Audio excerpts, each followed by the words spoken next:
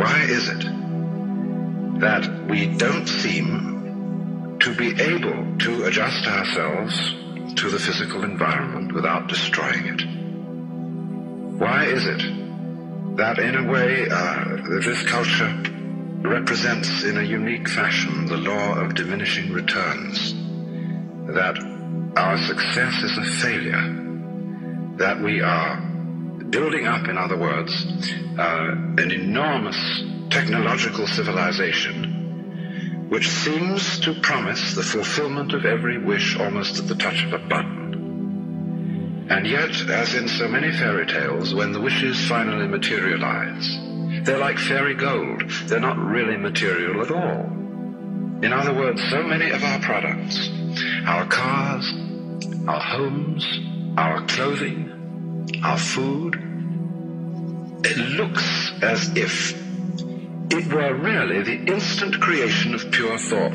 That is to say, it is thoroughly insubstantial, lacking in what the connoisseur of wine calls body. And in so many other ways, the riches that we produce are ephemeral. And as a result of that, we're frustrated. We're terribly frustrated.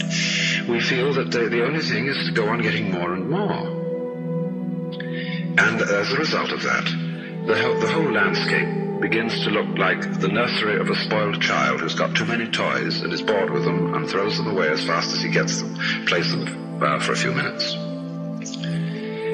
Also, we're dedicated to a tremendous war on the basic material dimensions of time and space. We want to obliterate their limitations.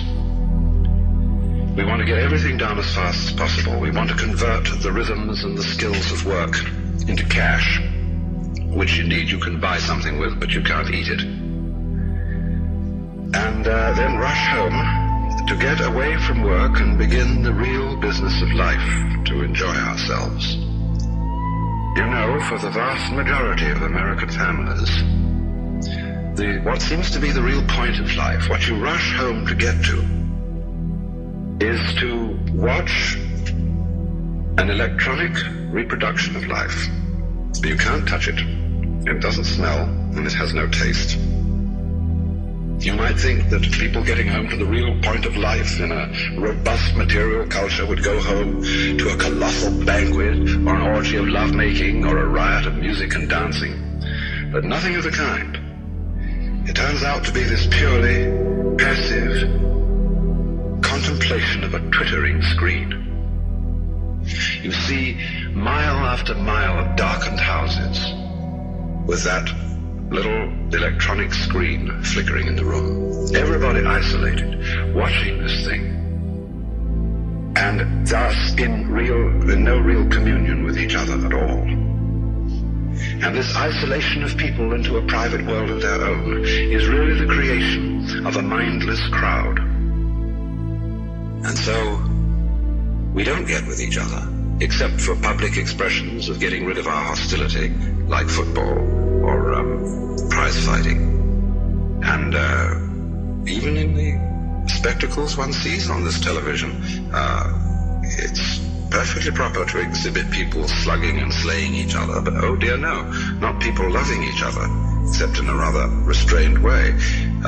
One can only draw the conclusion that the assumption underlying this is that expressions of physical love are far more dangerous than expressions of physical hatred. And it seems to me that a culture that has that sort of assumption is basically crazy and devoted, unintentionally indeed, but nevertheless in fact devoted, not to survival, but to the actual destruction of life.